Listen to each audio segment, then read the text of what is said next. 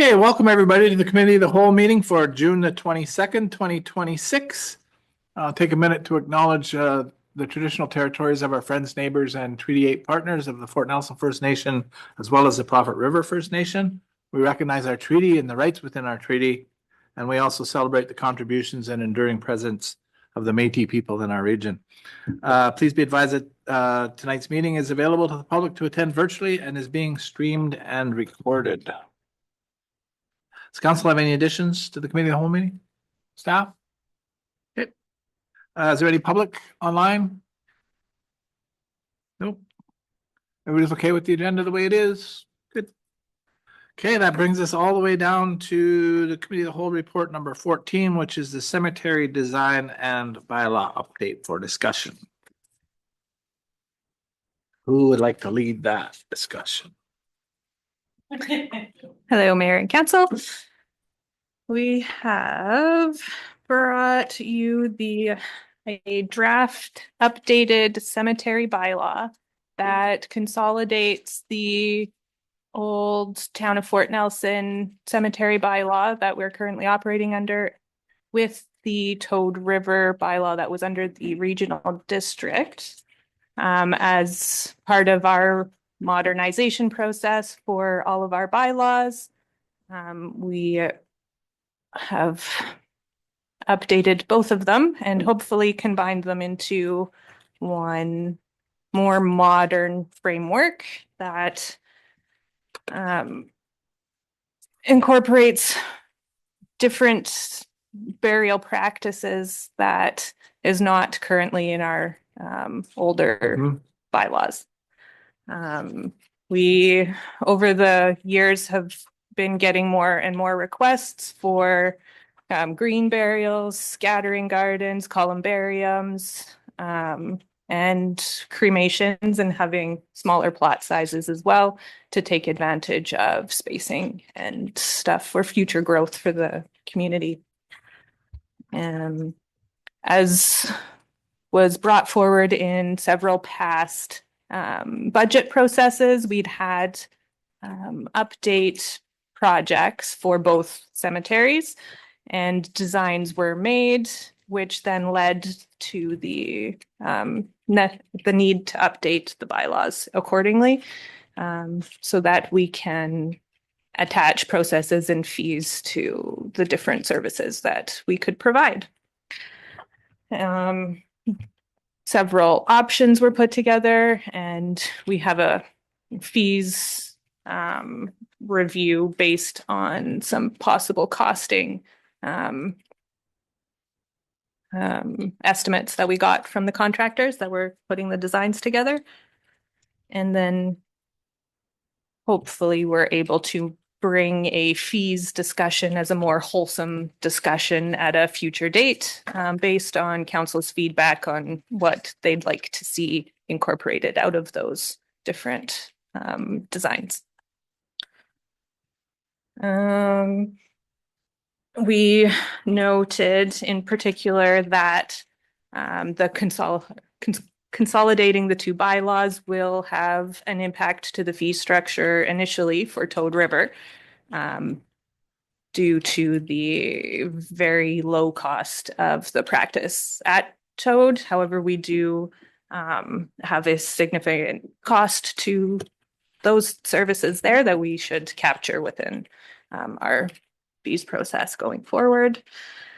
And I think that covers my highlights. If council would like to go through the bylaw and the different clauses, we can do that for discussion's sake, as well as the potential design options. What would council like to do for process here? Do we have any questions with respect to the bylaw? Pretty straightforward. As far as design, I think a columbarium is probably a good idea. We had one in Taylor and it was a big hit there. And we do have two different options for that as well, which might impact costing. The full like community columbarium is an option, which is a significant capital cost. There is also a family columbarium option, which we could provide a slab on a plot and it would fit within one of our plots, and the family could put a columbarium on the plot after that, which would then be a lot lower cost at the time. However, there would be a fee associated with it to incorporate that. So we do have a couple different options there. Have we done any engagement with our communities to? Not yet. Because I know, like, I have been approached by one person that would like to make a donation towards a columbarium. But that's kind of on hold, and while we're going through all of this process, but while I'm talking out in the community, nobody's really aware of it. So before I were to make a decision, I would like some input from our communities, not in terms of the bylaw. I'm okay with the bylaw, but in terms of what projects we want to take at either cemetery. I don't think I'd be comfortable right now making that decision without further public engagement. And the designs were designed to be able to partition off the different projects within each cemetery, so we could bring them forward to future discussions at budget time as projects, the same way we would do for other capital projects. And then if we updated the bylaw accordingly to allow for those, then at least they're in the bylaw and we're able to charge fees to or undertake those projects and have our processes match that without having to update the whole bylaw again. Hopefully this is an all-encompassing bylaw update so that we're able to grow in the future. Good. Okay. Jaylene, I see your hand there. Hi, good evening. I just wanted to let council know that we have been in close contact with the Toad River area community and the design of the Toad River Cemetery. So we had been back and forth quite a bit when we were working through their design, and we did some on the ground scouting with them while we were up there a couple weeks back. So they're very familiar with the design.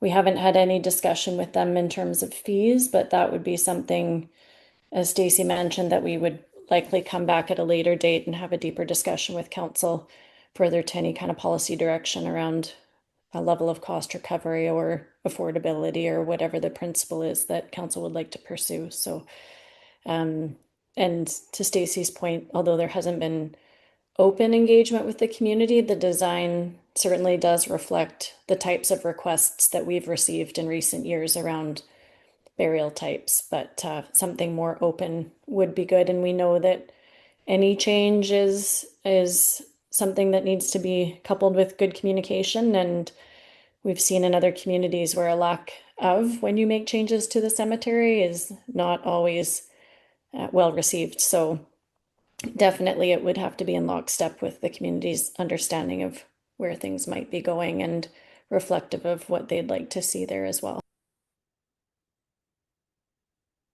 One of the things we did in Taylor, when we had the columbarium, we had the idea of a columbarium and we struck a committee.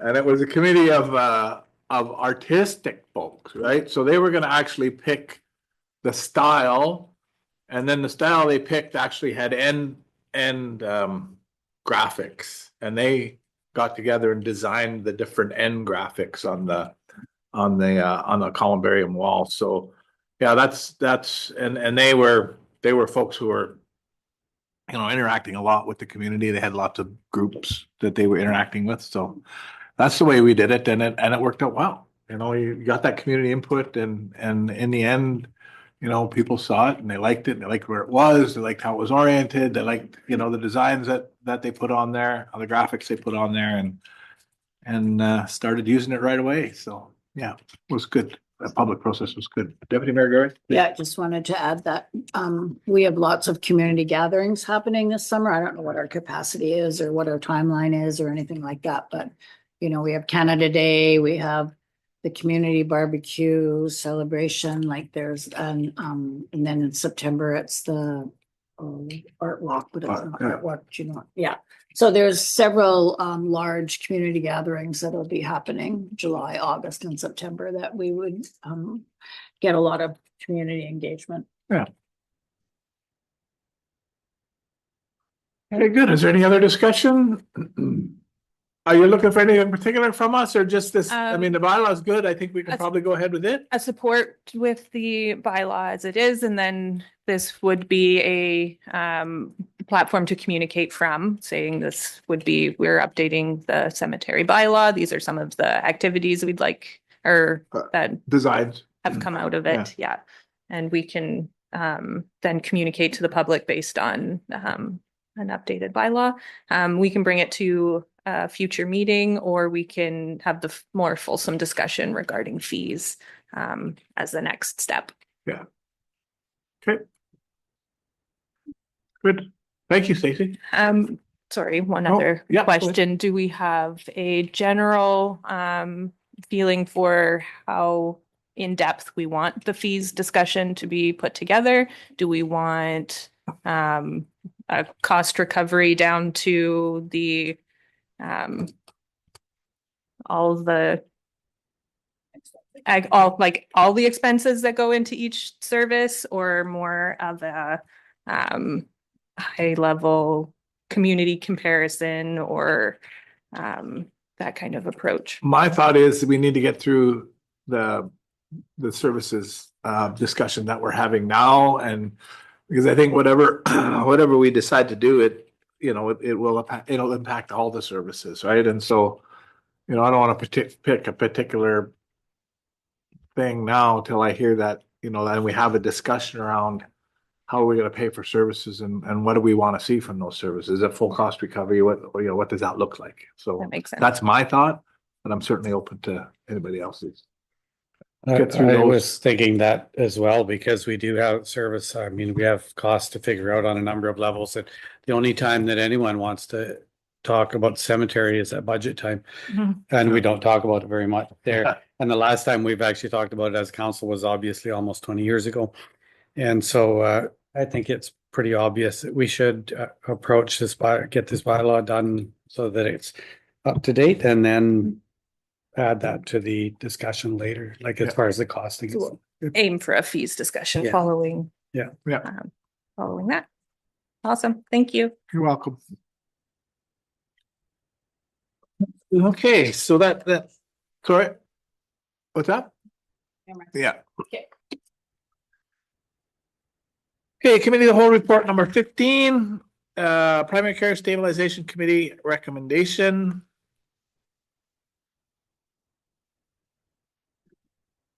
And we were provided the report separate from from this. It might be in here now. No, it's not in here. Good evening, Mayor, Deputy Mayor, and councillors.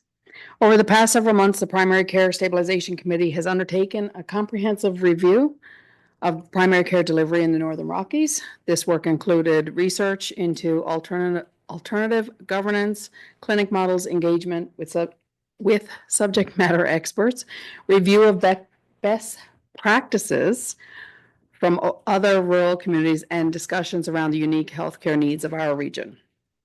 To support this work, the NRM retained Urban Matters to support the committee process and assist in developing the findings and recommendations before council this evening.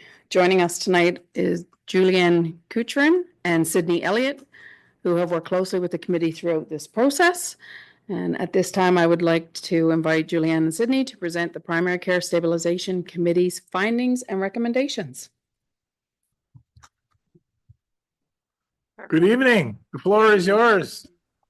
Thank you, Your Worship, Mayor Fraser. I'm just noting that I'm trying to share. Oh, here we go. Never mind. I can share now. Can everyone see my PowerPoint slide here? Yes. Okay, excellent. Okay, thank you for that great introduction, Diana. And as Diana said, Julianne and my colleague Sydney, both on the video here, both community planners with Urban Matters and Urban Systems on Lheidli T'enneh territory this evening in Prince George. And yes, we've had the great pleasure of working alongside the Primary Care Stabilization Committee in an administrative and supporting role for the past 5 months, and we're excited to share the summary findings and recommendations with you all this evening. So as we said, you should have the report in front of you or have had access to it. And these will be some of the highlights that we'll be sharing tonight, and then there'll be opportunity for questions as well. So this evening, what we will talk about is we'll set the stage with current primary care delivery in the Northern Rockies Regional Municipality. So kind of what the current model is and some of the imminent challenges that are coming up that the creation of the committee was instigated to address some of the challenges.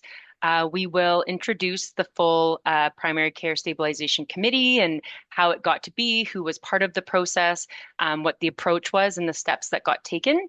And then we'll talk about the activities that the Primary Care Stabilization Committee undertook over the 5 months that they met. And then we will introduce 7 clinic models to you and give a brief overview of those clinic model types and how they were evaluated through a framework. We will also share a bit of physician input that was shared locally. And so all of that input from various guest speakers about all the different clinic models and the local physician input was taken in by the group, and key learnings were taken up and shared, and lots of discussion. And then the group came to a consensus around a proposed model and next steps, which we will share with you, and that we will propose some next steps out of that for you. So I will pass it over to my colleague Sydney here. We're going to kind of go back and forth on the presentation. So off to you, Sid. Thanks, Julianne. Yeah, so regarding the current primary care delivery right now in the NRM, I'm sure many of you are familiar with the privately owned clinic currently, and it is a fee-for-service model. So physicians do get paid for services they provide to patients. The physicians are responsible for billing and administration to the ministry. And we have just noted that there are evolving practice patterns for new physicians coming in. And physicians provide care at the clinic and the local hospital emergency room, just so that there's enough work for both sides. And as we may know, many physicians will be leaving the community soon. So it was important to establish this committee as soon as we could. And then just as a note that there are overhead costs that are becoming overwhelming for physicians that are working at the clinic currently. So just some challenges that needed to be addressed that initiated the Primary Care Stabilization Committee in early 2026. So as noted before, there's imminent physician departures that are happening very soon. There's increase in workload pressures on the remaining physicians that are still in the community.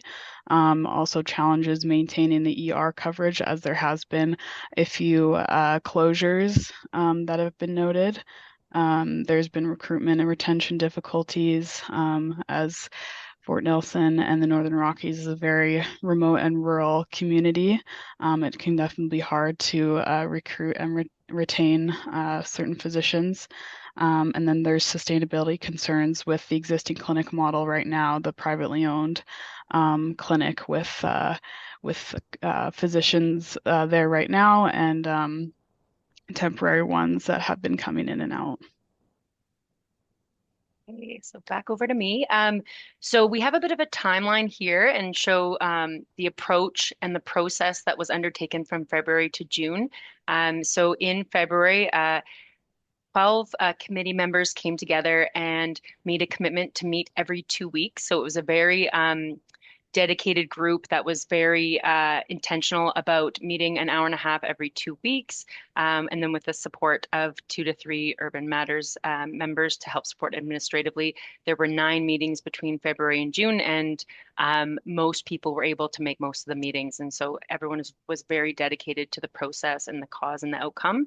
That committee representation had council members and staff, both from NRM, as well as NRM residents, both from Fort Nelson and Toad River, and then Fort Nelson First Nation representation, staff member from the health department as well there. And so from March until May, all the different activities that were undertaken through the meetings. So prior to exploring the 7 different clinic models that we'll discuss in a bit here, we also had some initial information gathering around the different models so that those could all be explained to the committee members. We had guest presentations from various organizations, as you'll see in the larger report, that were able to speak to all 7 different model types and give perspective either directly through their own clinic experiences or more broadly through some of the initiatives that they either research or undertake. And then we also had intended to do several key informant interviews due to schedules and absences of some of the people that we had wanted to interview. We ended up getting 2 physician interviews, so a little bit less than we had hoped, but still very informative conversations. And then with all of that input and research and information, we prepared a final report, which you all have access to. And again, that was a lot of hard work from all different committee members, and it was a very collaborative process from start to finish. All of the committee members had full input and were part of the consensus decision making, and then also had a lot of opportunity for input in the report as well. So yeah, a very collaborative committee process. And then here we are today with the presentation of the final report to yourselves. So as I said, the main 2 inputs for this committee to make decisions was based on those guest presentations and the insights. So best practices and also some of the background information that was presented through NRM staff and rural and remote divisions, as well as some information from RCCBC and then the local physician insight. So lots of really great questions and answers from local physicians that either currently own or practice or have practiced in the community before and would really have that insider perspective on what would be important for a future clinic model. And so we were quite thorough, the committee, in making sure that there was a structured evaluation framework to follow to ensure that there was consistency as well as an opportunity for all committee members to have input and be able to kind of compare and contrast different clinic models in a really consistent way. And then this process also supported building consensus amongst the committee members. So each model went through an evaluation framework that had 6 categories. So the areas that we were really interested in looking at various models for was access and continuity. So how accessible is it for patients? How are we able to have continuity across having patients attached to doctors and making sure that patients had that continuity in care? Similar to what Sydney has already brought up, that we know that recruitment and retention has been ebbed and flows for challenges locally. And so wanting to understand which models would give us the best opportunity to recruit and retain quality physicians. Another big part of it is financial sustainability. So what's possible locally to ensure that it can be sustainable over time. Also governance clarity. So the model that is chosen, how is it governed, and is it clear to the various partners if it's a partnership model, and ensuring that everyone understands how that works. Again, community fit, like we wanted to make sure that it was the model that was chosen was unique and also fit an NRM specific needs. So knowing that a model that might have been used in a larger city might not be something that would fit for NRM. So really understanding what would fit based on the unique needs of the NRM locally, and then implementation feasibility. So on paper or kind of from a higher level, certain models might look or sound really great, but what about the implementation of it and the logistics? Like how feasible is it to implement? So each of the models that we went through was evaluated through these 6 categories. Yeah, and then we ended up looking at 7 different clinic models that are currently operating around BC. So the first one, privately owned clinic model, that's the one that is currently operating in Fort Nelson, owned by the physician there. And you know, there is a lot of work that the physicians that work there do. So they do all the administration. They basically run the business there, doing everything. They're on the fee for service payment model that was mentioned before. And Dr. Mostert was kind enough to present that model to the committee, explaining how it worked, the details of everything, how sustainable it was going to be for long term, just so we didn't want to rule out any certain clinic models. We wanted to go through all of them. And then the second one, nonprofit community run model. So Whistler 360 Health did a presentation on that one, explaining their struggles with recruitment and retention for physicians in the area, similar to NRM. And they ended up creating a community-run board, having a nonprofit society run the clinic, do all the administration work, so the physicians could come into the clinic and do what they do best and take care of patients. And the municipal role infrastructure only. So that is when a municipality purchases a space in town, and that is the sole involvement of the municipality. They don't operate the clinic. The city employees do not operate the clinic. So usually it's involved with partners, sometimes health authorities. So we did look at the Dawson Creek Medical Clinic example, as the city did purchase a space there, and they are partnering with multiple authorities, and they have a board that is going to be doing the clinic operations in that. And then 4 is municipally owned and operated. So we looked at the City of Colwood Medical Clinic. I believe they are one of the first communities to do this kind of model. So it is the municipality owns the medical clinic and they operate it. The city employees, they do the administration work. And they also have a foundation where a board of trustees sit on. So they do fundraising for that as well, kind of putting that community run kind of sense in that model as well.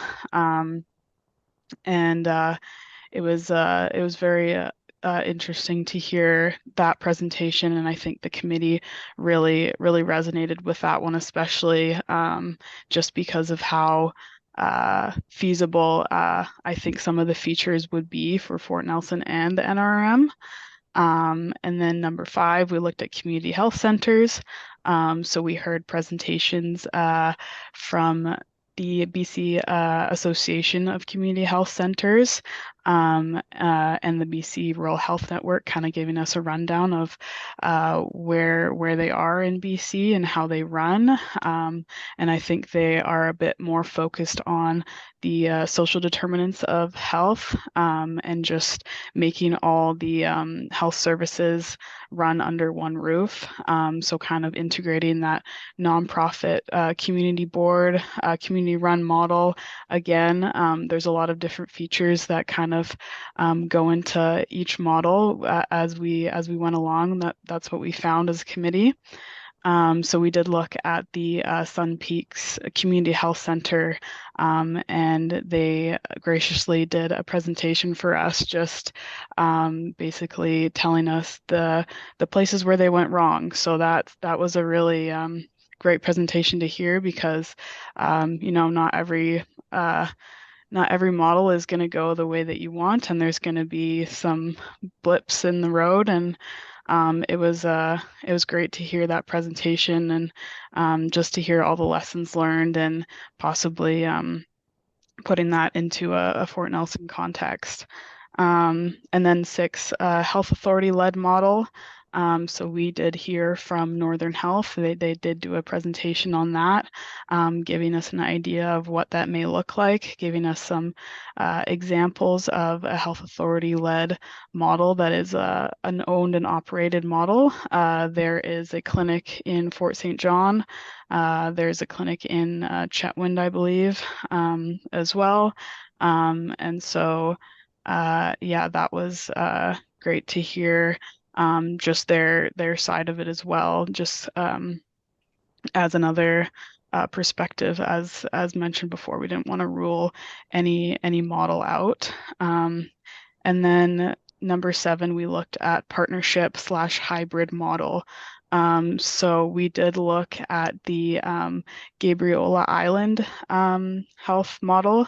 It is a little bit similar due to their remoteness from the city there. So they did have to do a lot of volunteer work to get their health center up and running, and a lot of fundraising.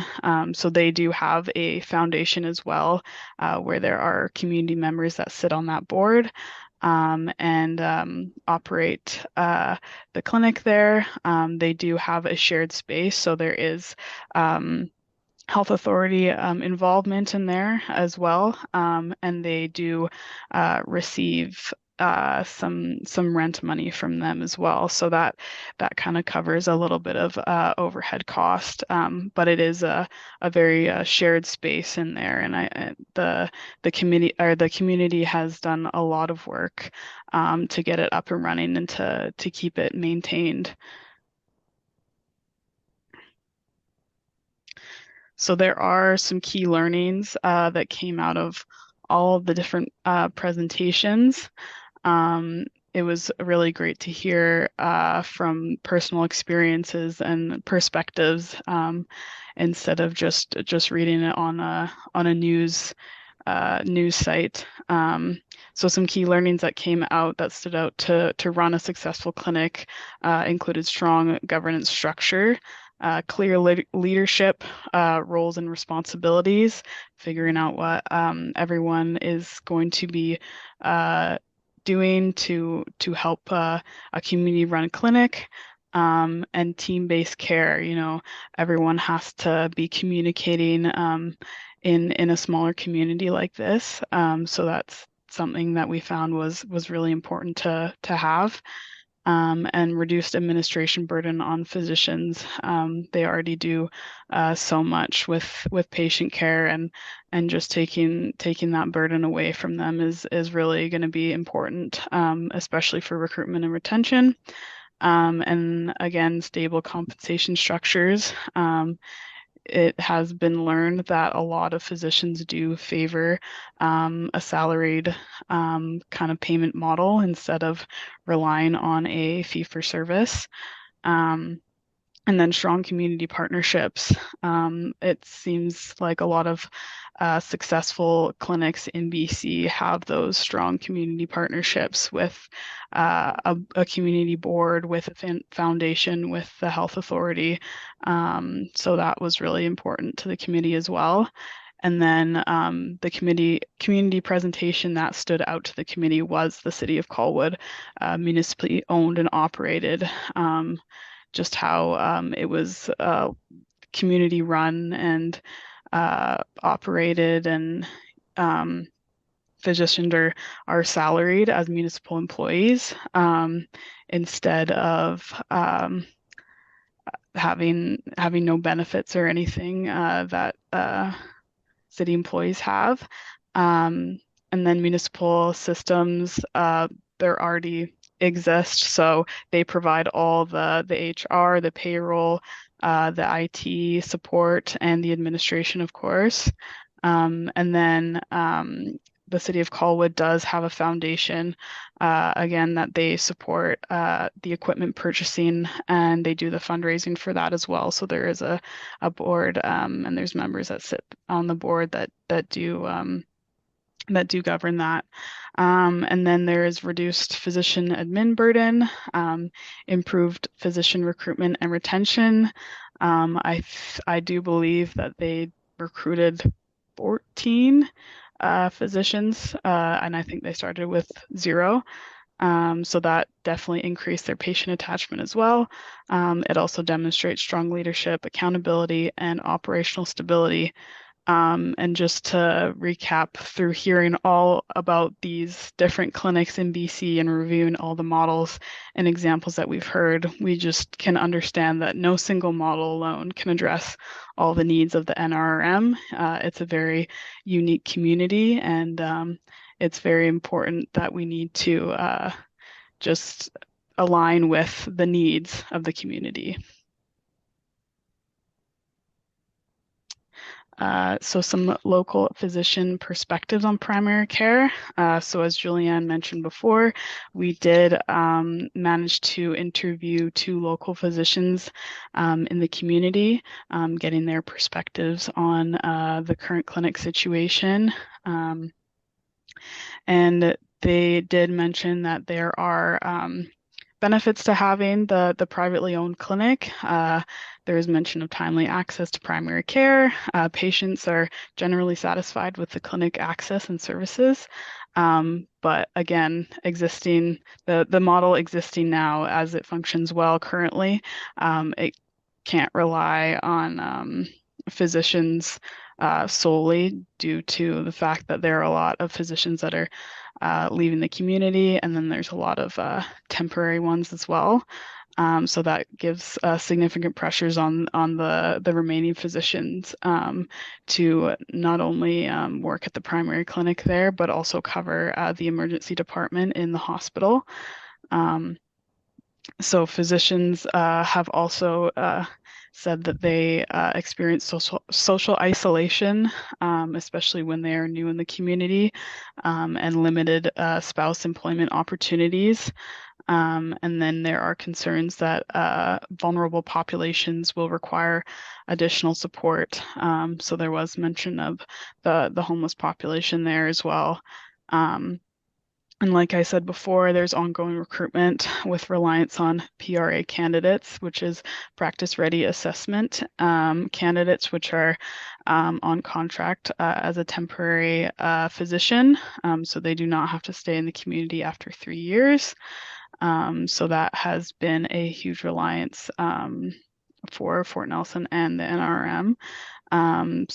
Although some doctors see the fee-for-service payment model as misaligned with newer physician preferences, others may find that if they were to switch to a different payment model, it may reduce compensation opportunities for them.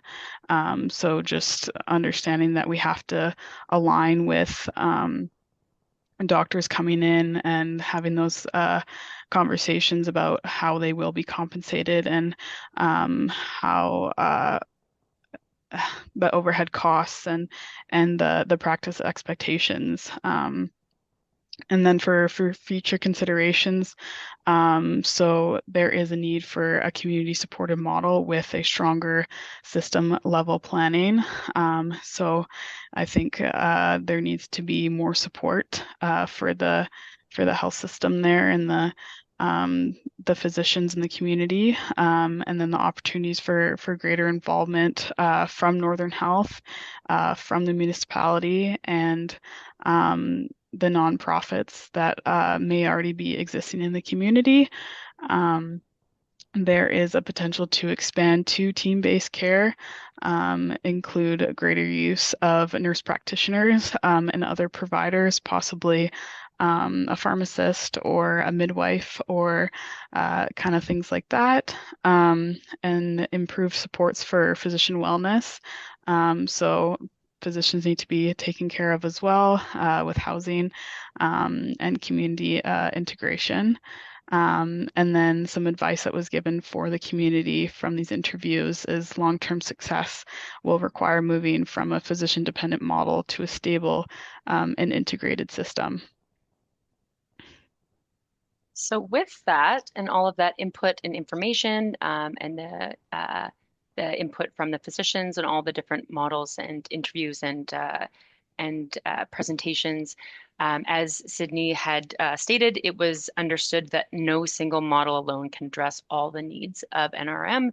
And so the more the committee got talking, the more they really got clear on the fact that this model that will work for NRM the best is likely a partnership type clinic that really weaves together the municipal owned and operated portion of the clinic model, but that operates through a collaborative partnership model. So the key components was that there's a strong municipal leadership part so that it would be owned and operated by the municipality, but there would be a strong partnership framework and community governance opportunity. And so this would lead to the highest success rate of that kind of integration. And we understand that this type of kind of partnership clinic, it would improve recruitment and retention. It could increase service stability. There could be stronger integration between primary care and emergency services and really enhance the responsiveness to community needs through team-based care, through that interdisciplinary care. I think some of the risks, either through the presentation from Colwood or through further research or conversation, is that there could be some governance complexities, especially if you have the municipality taking the lead, but then you have other actors playing key roles. And it was just established that there needs to be really clear communication, clear establishments of roles and responsibilities. There had been discussion about administrative burden. So obviously, if the municipality was to take this on, especially in the beginning, there could be a risk of burden on the administration, but just ensuring that there's dedicated leadership and support for the development and operation of the clinic. And then same with the risk of financial exposure. So especially in the beginning, there was a discussion of, making sure there's certain reserves available for the municipality to take this on. And again, just careful oversight and planning around those pieces to ensure success.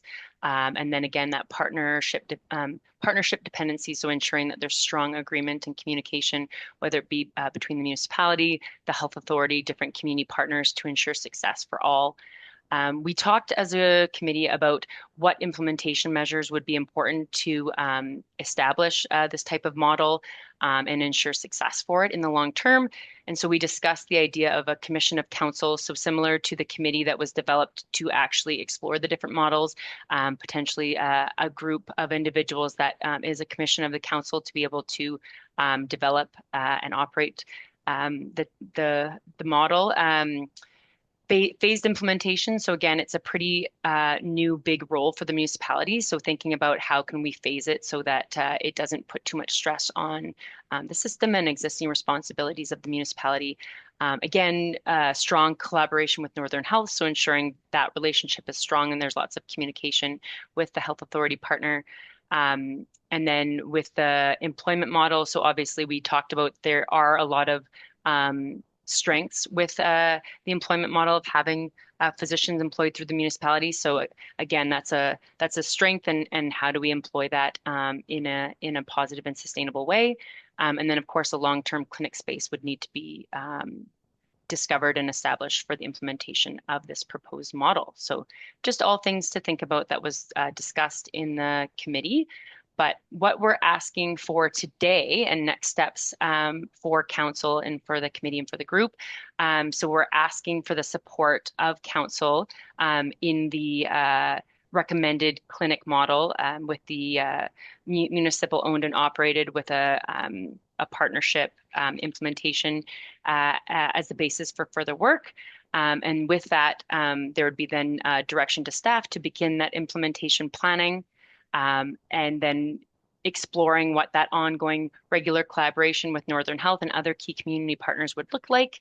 And then we also discussed that with the engagement with this, no kind of larger region-wide community engagement has been done as part of this initial work. And so we discussed how there would be importance around ensuring that the community feels like they're being brought along and they're understanding what kind of the opportunities are and what their role could be in that. So kind of initiating a bit of a community engagement strategy as this is rolled out further would also be a recommendation.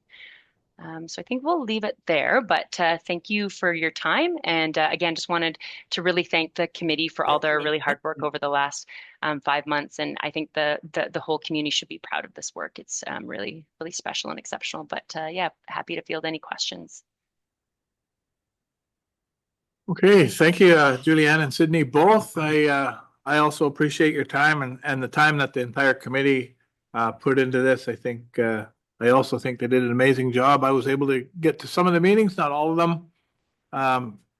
But Deputy Mayor Gerwin gave me a bit of a heads up of what was going on at the meetings, and so I was able to kind of pick and choose the ones that I thought were I wasn't part of the whole decision making there, but there was some that I kind of thought were there, and so I really wanted to make sure that I was there to hear some of those presentations. So it was good.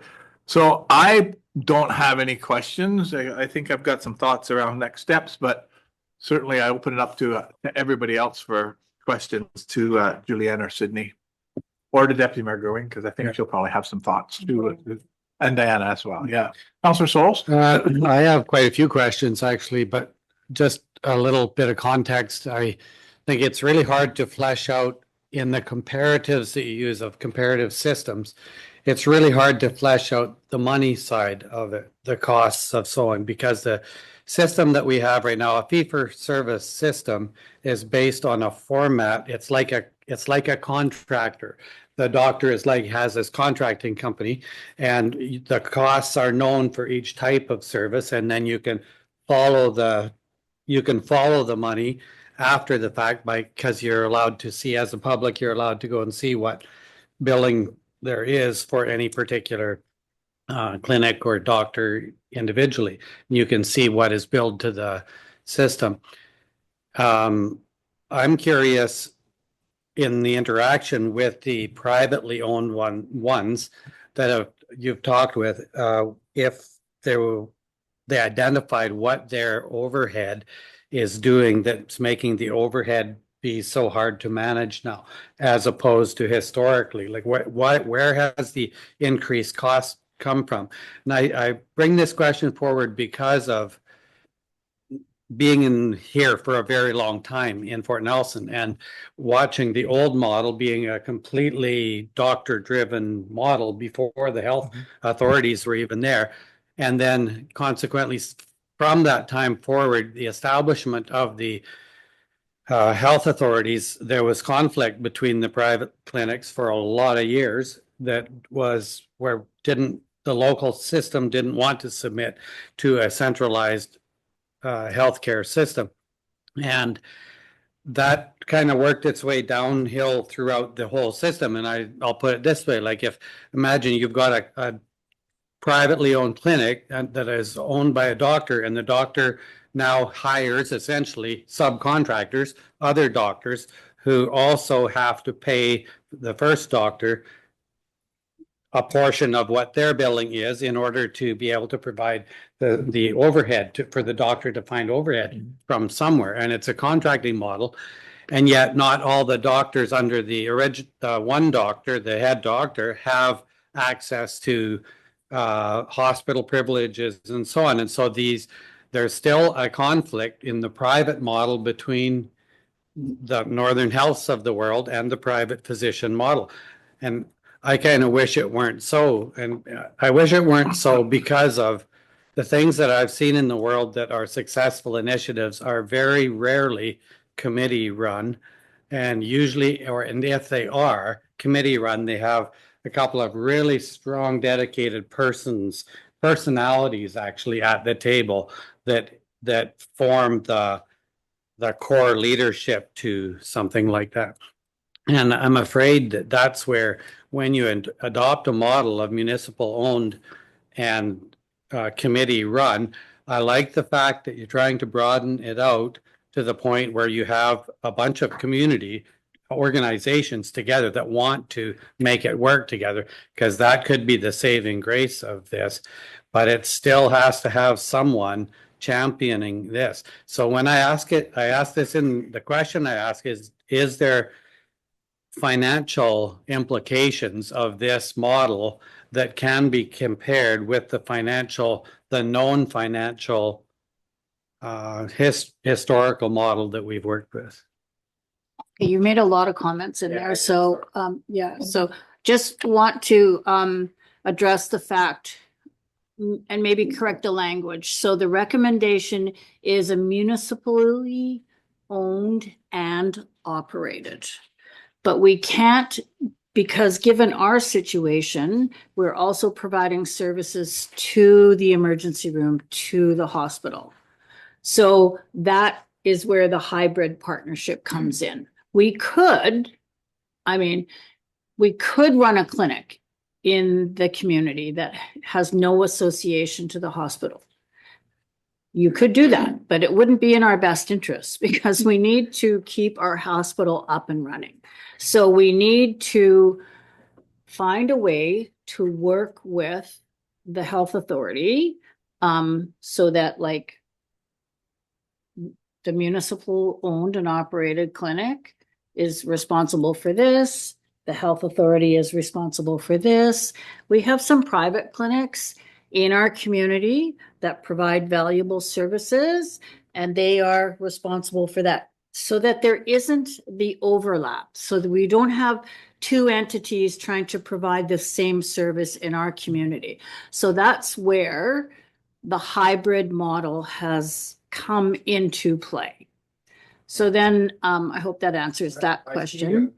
That's very valuable approach. Oh, yeah. Sorry, that's a very valuable answer and a valuable approach. I still, in order for this to work, everyone has to come to the table, and our track record with Northern Health over the long term hasn't been good. We're in a good spot now. In a way, our relationship is relatively good. But when we start talking money and operational things with Northern Health, I'm not certain that we have a good partner going forward in this type of a model. Whereas I'm just giving a comment. yeah, sure. And whereas the fee model, the reason I brought the fee for service model up is that at least it's a really clearly defined model for costing. And I don't know how this looks costing. Yeah, so did you want to go? Yeah. Because I need to address this fee for model Yeah. question. But Yeah, so with respect to the Northern Health bit, and I think the finances, that's what you're getting at. How do we pay for the thing, and how do you do all of that? And I think there's answers there. I think with respect to Northern Health, I think they've got skin in the game here, right? They need to ensure that there are medical services in this community to the point that really they had a parallel process that was going on.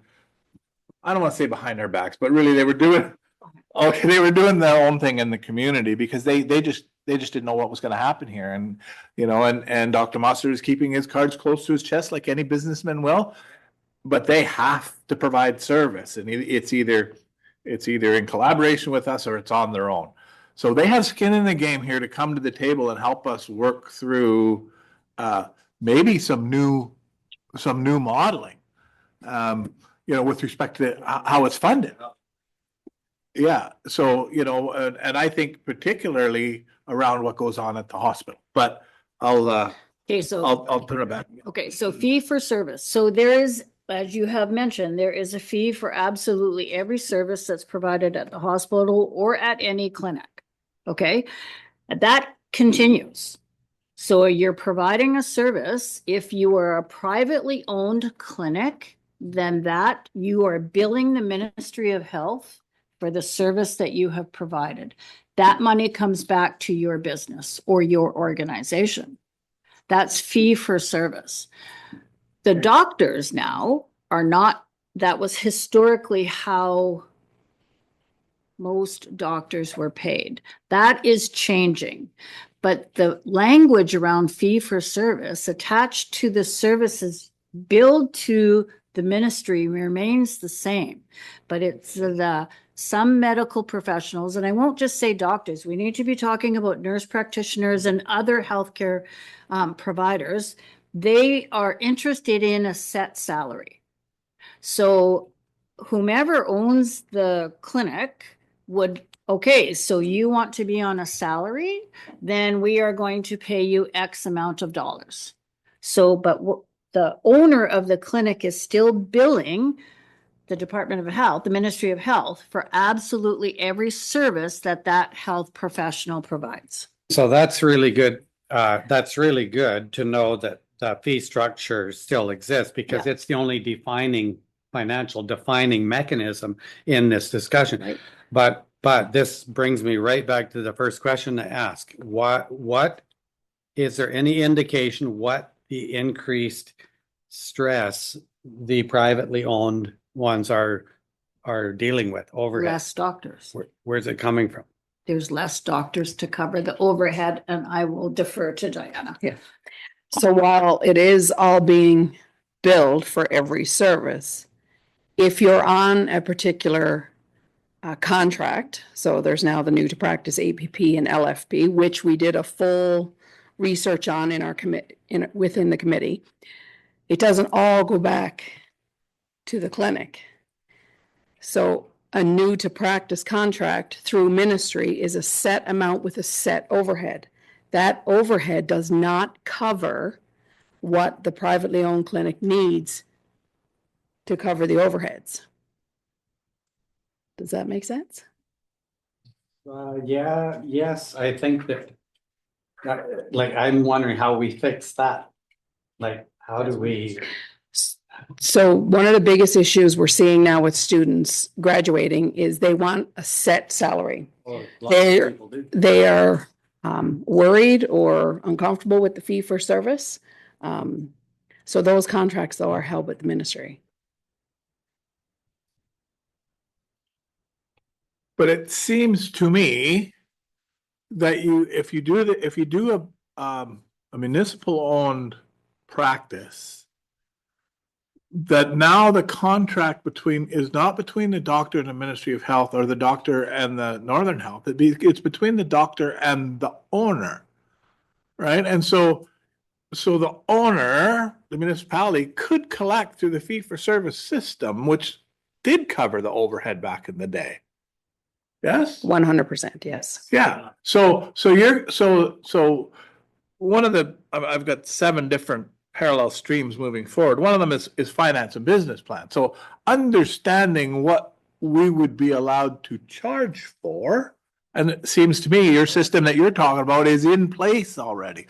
So we don't need to worry about the community-based model that some doctors are on, because we're giving them what they want with a salary and a pension and a days off and yeah, so they're not worried about the overhead. So whatever, let's just say it's $100 for a certain type of visit, which would break down to $75 for the doctor and $25 for the overhead. We wouldn't have to worry about, giving the doctor 100 and getting back 25. We keep the whole 100 and give them their salary. Right? Yes. Yes. Yes, exactly. That was what I was trying to say. In Caldwell, they broke even their first year, and they are anticipating to do more than breaking even subsequent years. And their fundraising isn't necessarily, correct me if I'm wrong, but the way I understand it, the fundraising is not necessarily used towards operation, but it's for equipment that they want to purchase for their clinic. So, but yeah. I appreciate the conversation in that regard, because breaking even on your first year of taking on new system is actually quite remarkable. That's actually quite remarkable. I think that when you have enough groups working together in your community, or enough people with skin in the game that want to see this work in your community, this is the flip side to the coin of a privately owned thing. It will help mitigate some of the conflicts that happen around the individual personalities within the medical Well, and I providers. feel it's really important to note that there is no private people interested in purchasing a clinic like that. Not, right? There isn't anybody waiting in the wings to take over the clinic. Yeah. I think a key piece to look at is there's various mechanisms potentially to bring revenue streams in that need to be explored, right? Part of the process tonight, of course, isn't to decide on this is the route, but it's part of that next. If this is something that council wants or would like to look into further, part of that would be doing a full cost analysis and including what are the different mechanisms or streams to bring revenues in. Because the goal would be, it's like we're having conversation now, it's around service sustainability, quite frankly, right? And that intent would be to provide a service locally to the community. And how sustainable could it be? Because that's a conversation that is like the officials to be having with the residents, the taxpayers too, right? As part of that piece. So I mean, that would be obviously a significant amount of work to go into that piece. I know from being part of the committee, one of the key components is that the current model that's being provided locally is not a sustainable model. That's the evolution that's occurring and the reason for having these discussions and council striking the committee. But frankly, it's the demographic and with the health professionals that are coming up through the system don't take the same approach to that work-life balance that was something that was typical back in the day around burning hours on both ends or burn the candle on both ends and things. So that's the other piece that's there.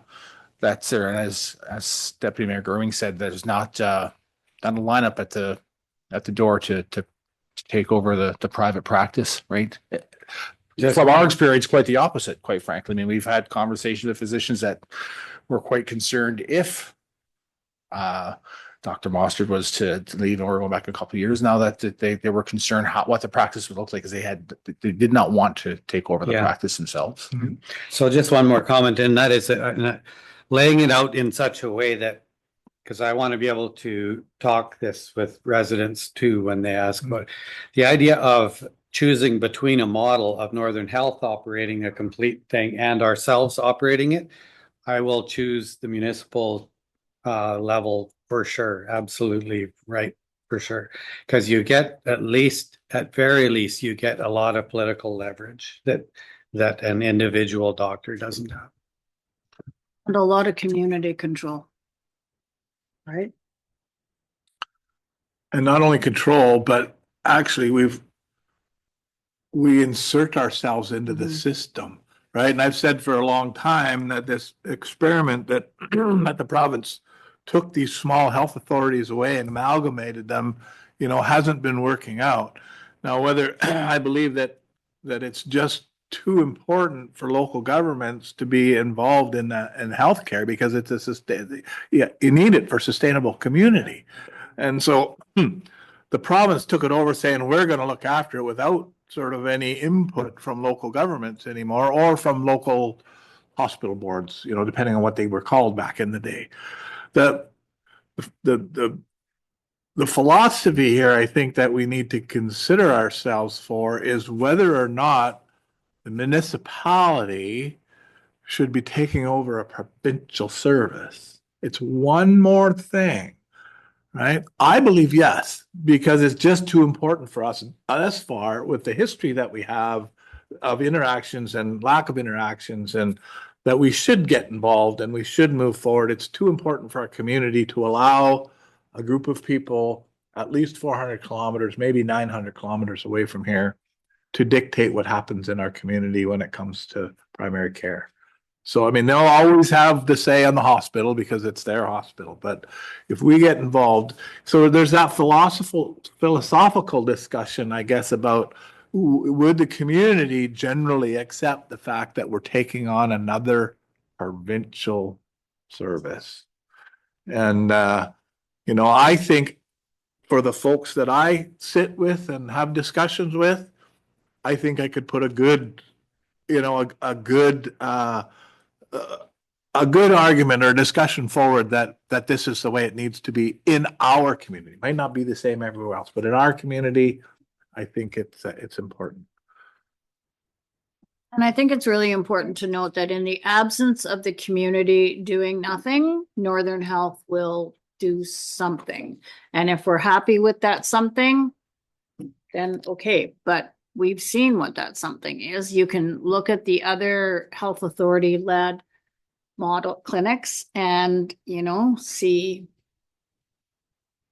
when they're open, when they're not, what type of services they're providing, what type of services that they're not providing. We already spend, how much is it per year on health related? Is it, sorry, I forget, almost 700,000? No, the whole, how much do we contribute towards health spending in our budget annually? I don't have the number off the top of my head. I think it's $700,000.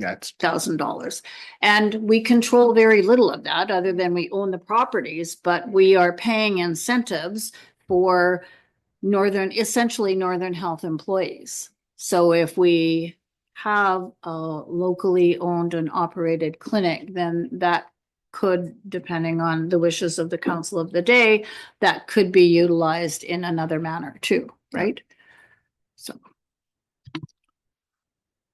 So I'm conscious of time here at 6:06. I did want to say, moving forward, I think there's 7 almost parallel streams of activity that need to happen. And not in a particular order. This is just the order I wrote them down on, but I'd like to just throw it out there because I think before we need the decision, we might want a little bit more information about some of these. Some of it could happen in camera because it has to do with land and property, but I think there's a discussion about infrastructure. There's a discussion about governance, and we've heard a recommendation, but you know, are there people out there who are prepared to that? I think there's another stream about medical professional confirmation that they actually would like to be employees of the, you know, I think you got to have at least one medical professional that says yes before we can move forward. But whether it's a doctor or a nurse practitioner, you need at least one person who would say, yes, this is a model I'm prepared to get involved in. Then there's the finance business plan. I think that's what you were talking about, Scott, the cost, you know, there's that bit has to move forward. So not only where do you get the money, but what are the costs and what's the business plan that then goes, how much billing is happening already? And does that continue in the future or does it even get better? Community public process, you know, that's kind of going on at the same time as everything else.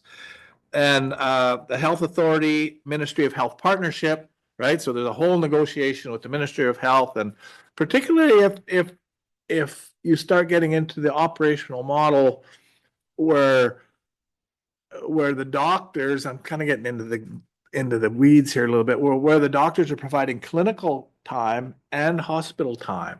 You know, we've got one doctor now, I understand, that will not work the clinic when she's working the hospital.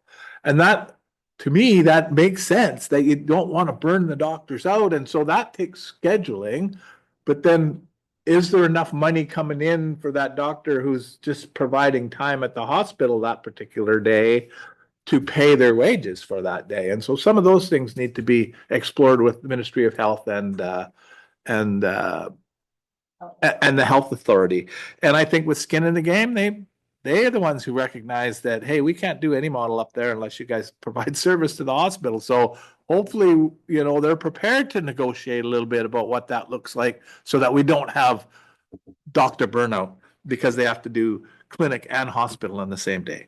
And then the implementation strategy itself. Right. So how do you move forward? And I think that probably just comes out of all of these other discussions. And so staff is, you know, if we're interested in asking staff to do some of this stuff, I'm sure there's some preliminary work that they can do before they present the entire model to us in council where we'll actually authorize this to happen.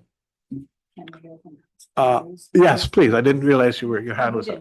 Okay. Yeah. Wanting his feedback. It's a sad state when the necessity of a municipality to step in was when we've got the overhead and administration eroding the want of the doctors to run a business. Like The entrepreneurship is gone because of the administration, the overhead. What can we do to prevent that? Because eventually, if we have a municipal owned facility, we'll have those exact issues. We can run it a non-for-profit because we're municipally owned, but eventually we'll have those same burdens. So what can we do to fix or stop that from happening? Because it's necessary right now, but it shouldn't be. It's because it's gotten so far. That's where my concern is. Oh, go ahead. You first. Then. I don't necessarily, like, I appreciate your thoughts, and that's all I really wanted to get to.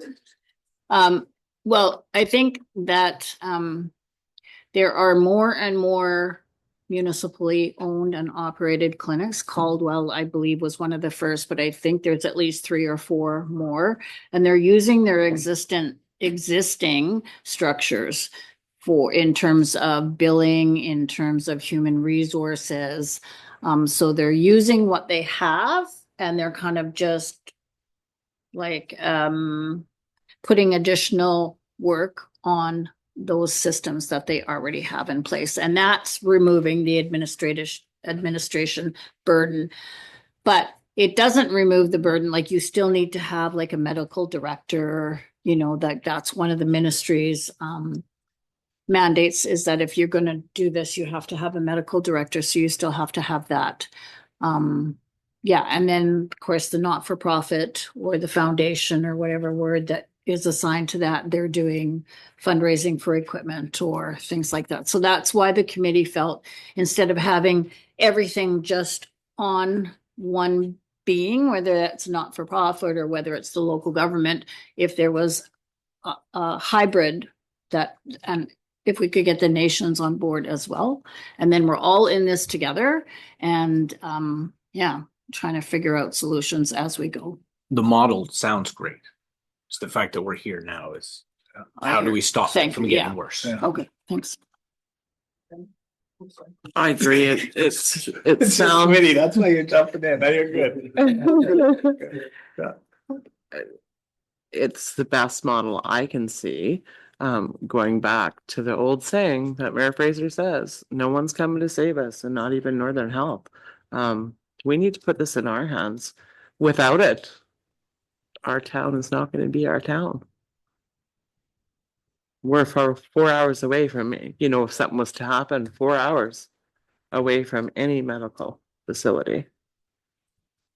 So, yeah, take it in our own hands and see how it goes. And I think somebody did say, oh, you had mentioned something around are there even people that are interested in being on like a governance kind of a thing? And I don't know that came out. I think it's in the report, but it didn't come out in the presentation tonight.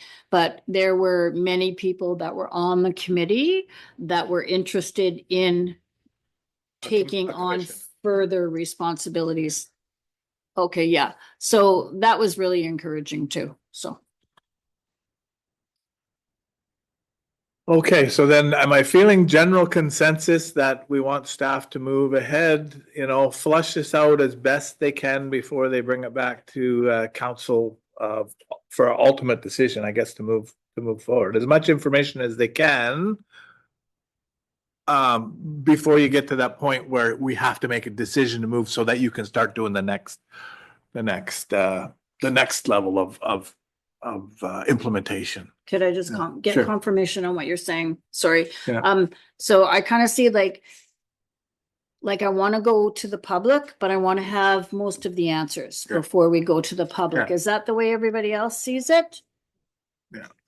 Okay, so then we will asking staff to get further information, and then we will go out to the public engagement process. Yes. That's right. Yeah. Okay. Essentially, there was a request for support too.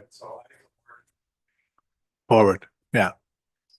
Yeah, and I see consensus on that too. I just thought one of the processes, I think it's important to continue with this dialogue. So as we move forward, it might be snippets that'll come to council for discussions versus waiting to kind of bring a full amount, and then, because sometimes you might be off the mark a little bit. So Yeah. I think what I again, just flushing this out now based on the conversations I'm hearing, is more smaller conversations with council versus one big one per se. Yeah. Like, so we can keep you in this up to speed as we move forward and progress and have those discussions. Some discussions, as the mayor said, would need to be possibly in camera based on what the topic may be from a Yeah. strategy perspective or what we're dealing with, but then continue to have those discussions so we can kind of build it collectively with you as a council.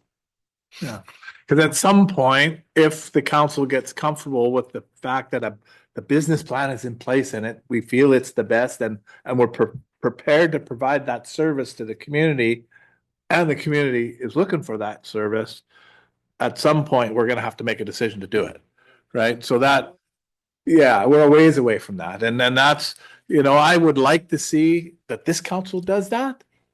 But depending on the feedback we get from staff and how this moves forward, it may not be this council, but I sure would like to, I'd like to see us move that fast. But, we're talking October, right? So. All right. I'd just like to take a moment too and thanks everybody that participated in the committee. It was like such a great process. People were really, really involved. They were really, really engaged. And the respect shown to everybody's opinions, everyone's voices. It really was a reflection of what our communities really are. It was really good. And the working group that put everything together, and then Urban, like it was a delight. So thanks, everyone. And thank you, Deputy Mayor Gerwing, for taking on the task of coordinating that. So, okay, any last comments? Then that's complete. We'll move forward. Is there any? Oh, are you saying goodbye, or are you saying you're looking for? Oh, are you I'm waiting? saying Oh, my okay. goodbyes. Okay. Thank you, I thought maybe everyone. you're sticking your hand up last comment, but thank you very much again. Thanks, everyone. Take Thank good you. care. All right. Bye-bye. Is there anybody in the public that are online that have any questions? Bev? Bev, are you still there?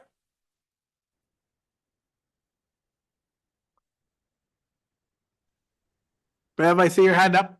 You can go. Okay, yeah, I had to wait to be unmuted there. Oh, okay. This was a really interesting conversation. And so I'm Yeah. just speaking from my personal hat here. I probably typed about 14 questions into the Q&A and never sent them because the conversation sort of started to answer some of them, but I'm thinking as I think about this, I will probably have more questions than answers. And I'm hoping that Mayor Fraser, to your comment about, getting more information so you can make a decision that public engagement, education, whatever that looks like happens prior to council making a decision. Yeah. This may very well be the best way to go, but I just know that I have a whole bunch of questions that are probably going to come up. Okay, good. That's perfect. That's what we want to do, is stimulate discussion. Thank you. Yeah. Thanks, Bev. Anybody else? Okay, then we are adjourned.